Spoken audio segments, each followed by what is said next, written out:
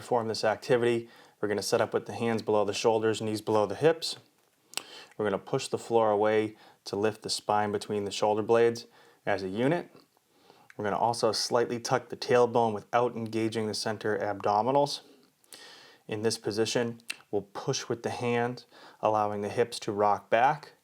We're going to keep the back relatively flat, and we're only going to push back as far as we can before either rounding the back further or feeling a stretch in through the back of the hips. Once we feel that stretch, we're going to come back to the starting position. We'll inhale as we push back,